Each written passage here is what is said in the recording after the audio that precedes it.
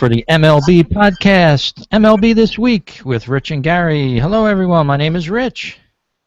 And I'm Gary. How are you, Rich? Happy holidays. Have a nice time. Yes, we did, Gary. Holidays seem to sweep in like they always do and leave just as fast. It was a great time, and I hope all of our listeners out there had a great time. Got a lot of baseball stuff for their Christmas holidays and their Hanukkah and whatever else they celebrate out there listening to the show. And we're actually wearing some of our holiday swag, so to speak. Yes, we are. I got a new Met hat and a bunch of other stuff, some Met beer glasses that have already broken in. And so it was a good Christmas, and but like you said, it goes too fast. Yeah, it swept in like a snowstorm, and of course here in the Northeast where we do our show, it's very much still winter. The ground's solid. We're waiting on storms to come up, I think tomorrow at some point, but we're being optimistic and we're thinking about spring, and spring's only about 5 weeks away now for pitchers and catchers, Gary. Yes, and I certainly can't wait. It's gone on long enough, and now it's time for baseball. Let's bring on the baseball. Yes, it is. February 18th is the reporting date for a lot of teams, with practices starting the following day with pitchers and catchers. So we're about 5 weeks out, and a lot of moves around the baseball world. And just last week, Gary, we had the announcement for the 2015 Hall of Fame electees. Yeah, and Rich, remember a couple of weeks before that, we had the ballots counted for the Veterans Committee, and nobody got in. And of course, everybody was afraid that we may get a repeat of that, even though there were some guys on the ballot that were practically shoo-ins to get in. But 4 guys got elected: John Smoltz, Randy Johnson, Pedro Martinez, and Craig Biggio, all being elected to the Hall of Fame. And I'm a little sad that, of course, Mike Piazza didn't make it. Hopefully he'll make it next year. But Craig Biggio I have some problems with. But the other guys, no real complaints about them. Pedro, one of the best pitchers of this era, or the past era. Randy Johnson, of course, great lefty. And John Smoltz did it as a starter and reliever. I mean, unbelievable. Won over 200 games, I believe, as a starter and saved 154. So congratulations, all of them, and they deserve to get in. But I don't know. Something with the voting is a little whack, and maybe they have to look at it and think of other means. Yeah, it does seem like there's been some controversy lately with some of the Hall of Fame voting. And as you said, Mike Piazza got 69.9% of the votes. Of course, they need 75% for election in the Hall of Fame.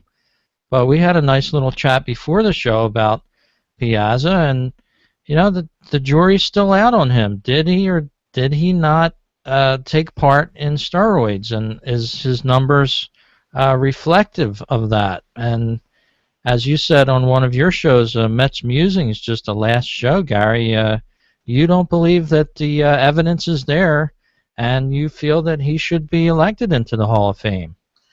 Well, Rich, he's never failed a drug test. He's never been connected. There's never been any rumors that to anything like Barry Bonds had the whole Balky, was it, scandal, you know, and Canseco called out Clemens. There was nothing of that, and the trainer with Clemens, nothing like that at all with Piazza. One writer here in New York has been taking up the cause against Piazza, and but his reasoning is like ridiculous. The one reason he said he didn't vote 1 year is because Piazza had acne on his back, and that's a sure sign of steroid use. Well, there's millions of people that have acne, and so are they all doing steroids? I knew people in college that had acne on their back, and they weren't even athletes. So that argument doesn't hold water. Then he changed his argument and said that a couple of players told him that he had to be doing something. And again now, okay, who are these players?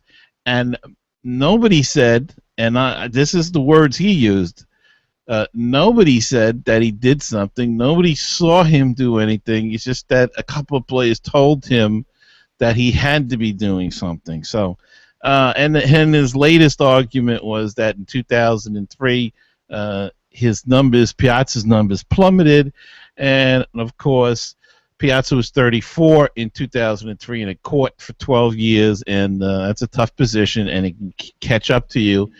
If you look at Johnny Bench's numbers and Gary Carter's, both Hall of Famers, their production fell off dramatically when they turned 33, 34. So I don't know.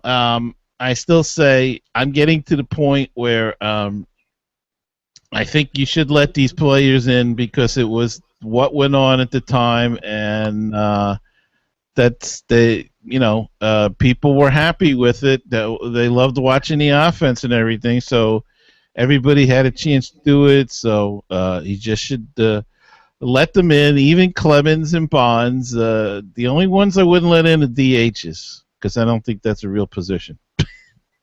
Yeah. We'll take a look at Mike Piazza's numbers here. Of course, he was a major leaguer for 16 years. Started when he was 23, and his career took him to the age of 38, where he ended up with the Oakland A's for half a season before he retired. But it's interesting about Piazza. He finished in the top 5 for MVP several times during the course of his career.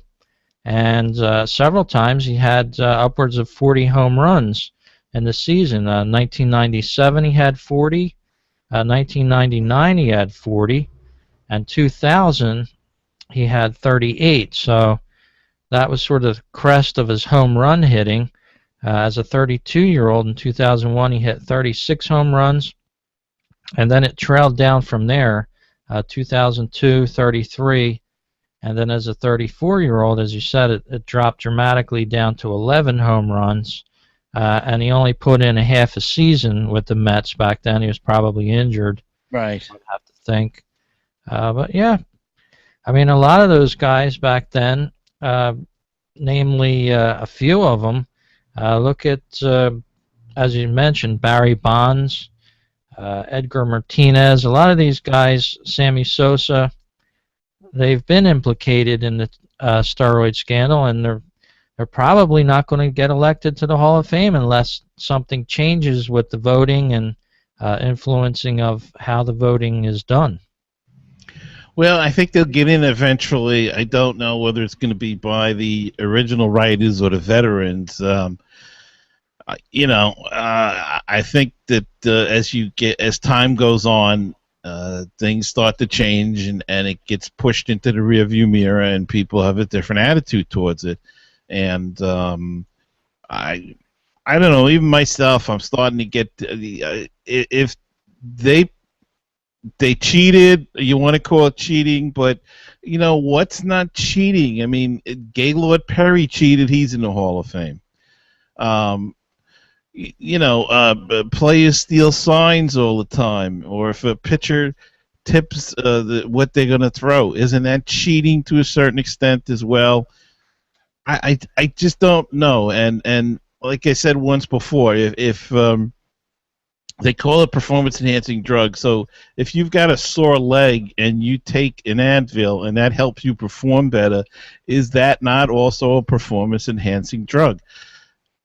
I know it's a silly thing to say, but I mean, I don't. I'm getting to the point where I say let them in. If they were the stars of the day, let them in, and including Pete Rose. And I know the gambling is another big thing that they dislike, but let them in because it's really the Hall of Fame, and I don't know how much they're really connected to Major League Baseball. Yeah, I don't think they're funded by Major League Baseball. They certainly let you know that when you go up to visit them. But it's almost like somehow they have a standard of their own, and in a way, it's a good thing with the writers having the wherewithal to elect certain players and not elect certain players. It sort of gives the public a little more a good feeling, so to speak, as just opposed to pushing them through because they had a great career. So that's the interesting thing about the Hall of Fame. No, they're not influenced by Major League Baseball, and if they were, it would be interesting to see what would happen then, because it seems like Major League Baseball is sort of like swept under a rug. A lot of these allegations, they haven't really said too much about it since it's even surfaced, except for the institution of testing and things like that. But as far as the players that supposedly have taken those substances in the past, they really don't have an opinion that I know of about that and their election into the Hall of Fame. But it'd be interesting to see how that changes along the time as the years go by, and then some of these players are facing elimination from being voted in. And maybe it's time to come up with a different system. The fans vote for the All-Star team now, so maybe there's a way to do a certain online vote with the fans, so they could vote for a Hall of Fame candidate, or do almost like what they do in the NCAA now. Take the guys that finish with the next highest records and put them up online and let the fans vote, and whoever gets the most votes gets in with that class. I don't know. It's something. Maybe we have to include the fans more. Yeah, that's an interesting topic. I'd like to see some voting on that from the fans. And if you have any questions or comments that you'd like to air here on MLB This Week, send them in to talk@MLBThisWeek.com. We'll be glad to share your views with the listeners here on the show. And Gary, switching gears a little bit here, I'm going to talk a little bit about the Chicago Cubs and the rebuilding of a certain aspect of Wrigley Field. I wonder how that's going. Well, it keeps progressing. They said that I read somewhere a few weeks ago that they may not have the bleachers ready, but I can't seem to believe that they wouldn't have those bleachers back up. They removed the left field and the right field bleachers to do some work, and the center field bleachers still remained in place. And they say they may not be able to get them ready in time, but I don't know. Man, that would not be the same without the bleachers out there for a while. But we'll see what they'll try to do. I think they'll try to come up with some. It's all going to be according to the weather, and they're in that type of bad weather. They've had some record-breaking cold there, so don't know how that's affecting that project at all. Yeah, and I took a look. They had some pictures online just recently, and it looked like they wouldn't be done before June the way it looked. It's just a total mess, but reconstruction on the way. It's a $575 million project, and that isn't even a brand new stadium. So it kind of gives you a scope about what we're going to expect from Wrigley Field in 2015 at some point. Well, it was time to bring that up to date, and they want to keep the old flavor. So they could have moved. I don't understand why they didn't just move. See, I'd like to see somebody do this. Just move like where there's more area, but build it the same way. You know what I mean? Like take the original plans of Wrigley Field, rebuild it the same exact way, but with, underneath have all the modern amenities, maybe widen the concourses and stuff for the new stuff that you want. But it's essentially you're building it according to the original plan, just modifying it a little bit. And wouldn't that be cool if they redid that? But they want to do it this way, so. Yeah, it seems like that small neighborhood that Wrigley's in is part of the history of baseball in Chicago there, and they want to keep it there. But as you said, something like that as a throwback stadium, sort of like the Orioles did at Camden Yards. That might be interesting, but sort of the modern amenities and those old drawings don't really coincide well together for some reason. Yeah, we'll see how it works out. It was a great ballpark. Everybody said how wonderful it is, and they really treat everybody nice when you go visit there. So we'll see with the amenities, and it looks really that they're just going to kind of add on. But sometimes to get the free agents and to keep the players happy, you have to have at least something, and they were lacking in small clubhouses and lack of a weight room and everything, and that can hurt an organization. So we'll see what happens.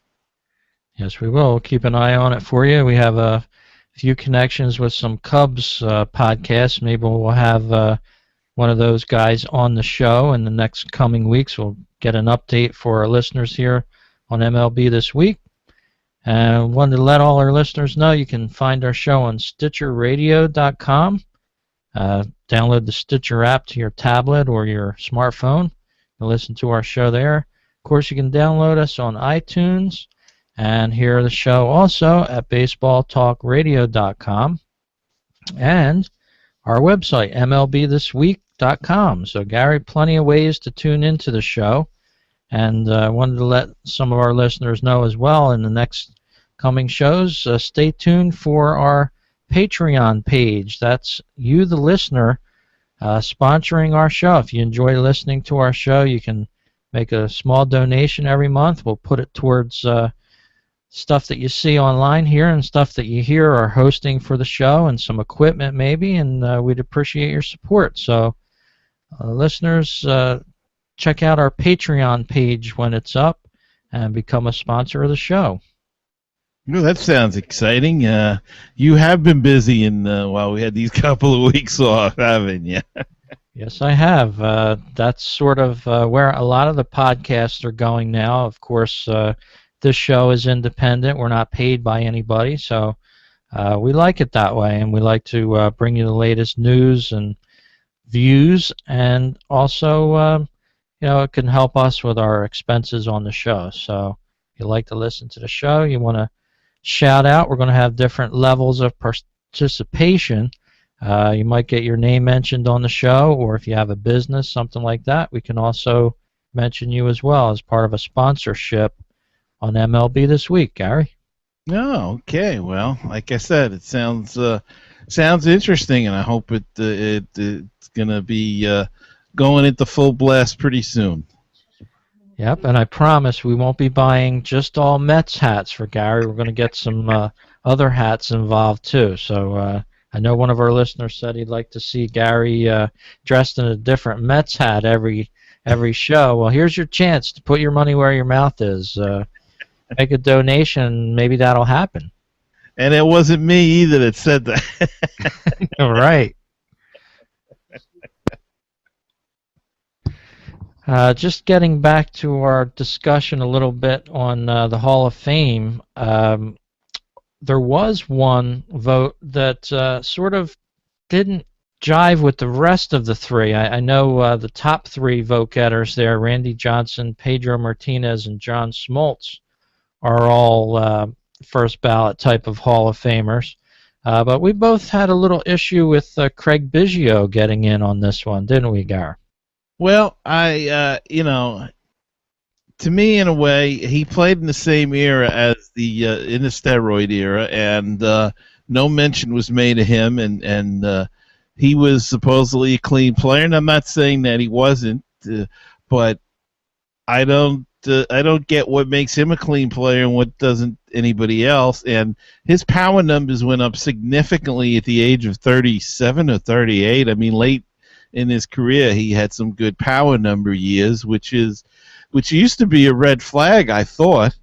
But apparently, if they like you, it's not a red flag, and if they've got something against you, then it is a red flag.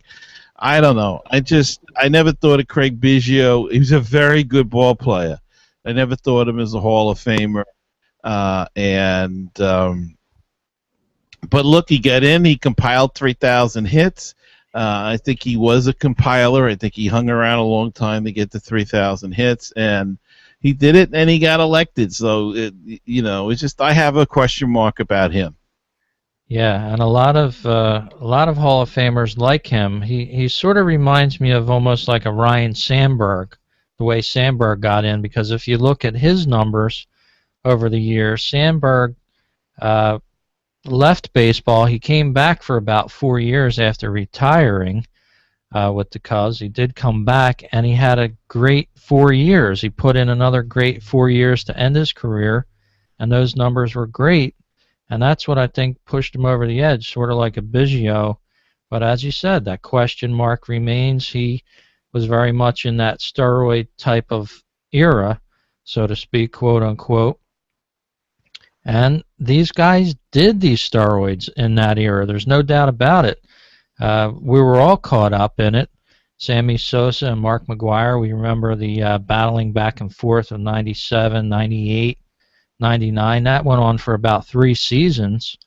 We were all caught up in it, and just a lot of people that are baseball fans didn't know what was happening. Are these guys all of a sudden hitting a ball that's been changed, or is something in the bats, or what? But when it was happening, a lot of people didn't immediately blame steroids. That's for sure. No, in fact, I think the prevailing argument at the time was that the ball was juiced, so that's why everything was flying out so much. So, it's a tough thing to say. I don't know really how you deal with it. I think you just have to go by the era and just say, okay, well, they did steroids, but we don't know who did and who didn't do it. And instead of having suspicions, I think you just have to put these guys in and let the cards fall where they may. I mean, if they did it, then they did it. But to keep them out, I mean, now you've got a Hall of Fame that's supposed to be the greatest that played the game, and the all-time hit leader isn't in it. The all-time home run hitter of all isn't in it. And the same guy is the one-season home run champion. He's not in it. It just to me, it kind of diminishes what the purpose of the Hall of Fame is for. Yeah, that does make sense, and I'd never really viewed it like that before. That is true. Some of baseball's greatest accomplishments are being question marked by the Hall of Fame, and I still say, even though that's happening, it's a good thing, because it's not like the status quo. They're rolling over. Oh well, the numbers are there, and they should deserve to get in. But as you said, you've got a big hole in the Hall of Fame there, and I don't think there's any easy way to fix it. Well, and the thing is, too, if you go back and look at half the guys in the Hall of Fame, you'd probably clear out a lot of them because of, different reasons. I mean, the greatest ball player of all time was probably Babe Ruth was a drunk and a womanizer, and I mean, Ty Cobb was an out-and-out racist, and I mean, it's really that there's guys in there that gambled. The story is that Ty Cobb and Tris Speaker didn't really retire. They were asked to leave the game because they were caught gambling. So, I mean, I don't know.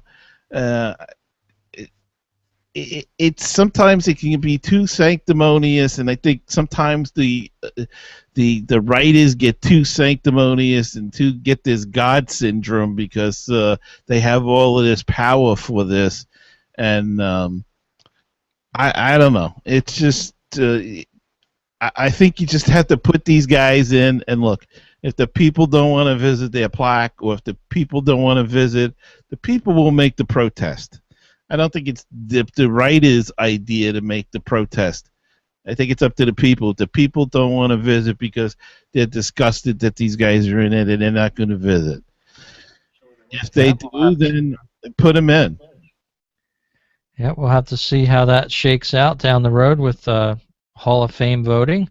But as you said, no old school Hall of Fame elections this year, so they missed a chance to get some old timers into the Hall as well. So that's our coverage on Hall of Fame for this show, Gary, and you have some more interesting topics on baseball this week. Well, just getting off that subject, the Major League Baseball and its umpires reached an agreement on a 5-year labor contract. The previous 5-year agreement expired on December 31st. So representatives of the World Umpires Association and owners met 2 weeks ago in New York to discuss the contract, and they've come to a conclusion, and that's good news as we get some labor peace for the next 5 years, and we've been having a lot of labor peace between the umpires and the players and the owners for the last decade, and no work stoppages. So that's a good thing. And anytime we can avoid work stoppages by anybody, umpires, players, or whatever, is good news. Yes, it is. And we have a live audience member here watching the taping of the show, and he asked, does that mean we're stuck with Joe West? And Angel Hernandez. Yeah, so it's going to be interesting to see how that happens, but I think they did pretty well with the instant replay over last year. There wasn't too many calls to fire anybody, so right. I think the umpires escaped pretty well with that first year of being on a microscope, so to speak. Well, I don't know if you caught it, but the MLB Network had a show called, I think it was a special called A Third Team, I believe it was. And what they did was they had the umpires that did the World Series, and there was 4 new ones, 4 first-timers doing the World Series.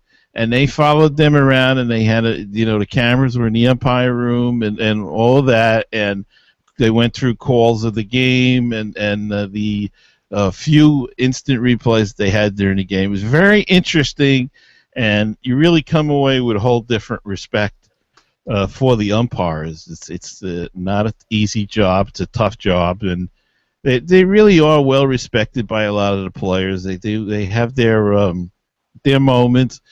But for the most part, it's a very interesting show. So if it's still running and you can catch it, check it out on the MLB Network. Yeah, it sounds good. I never got a chance to see that yet. It sounds like a great show. Yeah, it's very interesting.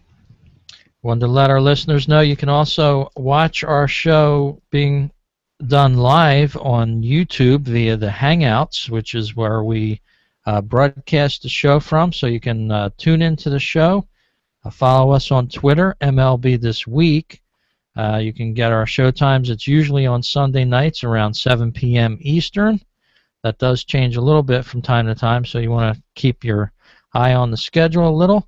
And one of the benefits of doing the show or seeing the show live and watching us is you can applause for us. So if you like something we're saying, you can hit the applause button. That's something that Google Hangouts added just recently, and it's pretty cool. So if you like some of the things that we say, you can just sit there and hit the applause button. So. Are we supposed to bow or something when the applause button goes? Well, they don't have a boo button, so or one of these. They don't have a gong button yet, but maybe they can do that as well. So check us out live when we do the show. But we appreciate everybody hanging in with us last year on our first year of MLB This Week, the podcast, independently produced by myself and Gary Mack. And Gary, do you have anything to take us out of this first show of 2015? Well, Rich, our last show, Jimmy Rollins was still in limbo whether he was going to be a Philly or not, and as we know now, he is a Dodger. He did get traded over. And any last thoughts on what the Phillies may have done this offseason, and the amount of trades in general that have happened. Well, with the Phillies, I think they wanted to trade half the team away if they could. There was rumors that Chase Utley may follow Jimmy Rollins out to L.A. Tense few days there passed, and no, it looks like Utley is going to be staying with the Phillies. But other than that, the Phillies wanted to move Ryan Howard. They wanted to possibly move Hamels. The Phillies were going to move half of this team and probably not get too much back for it. It's just a shame what has happened with the Phillies. They were going from a contender to now finishing last place last year, but they say they're on a rebuild. They haven't been doing too much rebuilding yet, but we'll have to keep our eye on them this season, see how a pared down Phillies look, as they just got rid of one of their RBI producers in Marlon Byrd over the past week or so. Yeah, Marlon Byrd, great pickup. Mets picked him up a couple years ago. Had a great first half. They turned that into a trade with Pittsburgh, and then he finished the year with Pittsburgh last season. 2 seasons ago, went to the Phillies and had a good year last year, and had another good year this year. And now the Phillies have turned him into hopefully something good for them. Picked up some young players, so.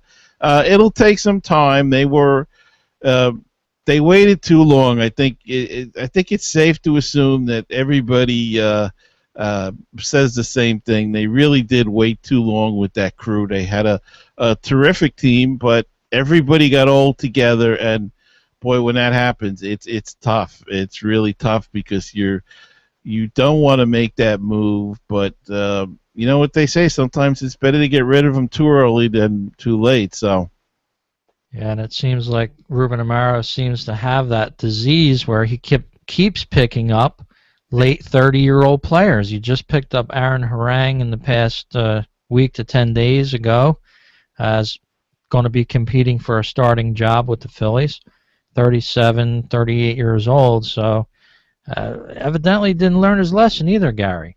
Well, I'll tell you what. Aaron Harang is not a bad pickup, and especially if they're going to bring up some young pitchers, he's a workhorse. The Mets picked him up the end of, I don't know, they had a couple of injuries, and they picked him up, and he can still pitch. He did a pretty decent job last year with Atlanta, and so it's not an awful pickup as if they have a lot of young pitchers. It gives an anchor a little bit of experience there. He'll probably get you 180, 200 innings in there. So not an awful pickup, but I understand what you're saying about going with the old guy. Sometimes you just got to decide we're going to throw 5 guys out there, or Hamels and 4 other young guys, and see what happens. But I saw that, and Harang isn't an awful pickup, I don't think. Well, I hope you're right, Gary. We'll have to see as spring starts up, and the old clock on the wall is ticking away, and that's going to expire our show for this week and our first show of 2015. Gary, it's great to be back, and already looking forward to the next show we do. Yeah, Rich, I can't wait. I was having great anticipation for the first show of the year, and it's great to be back behind the microphone. Yep, so we'll talk to you all on the next edition of MLB This Week. It'll only be a few more weeks to spring training. We'll talk to you again soon. Good night, everybody. Good night.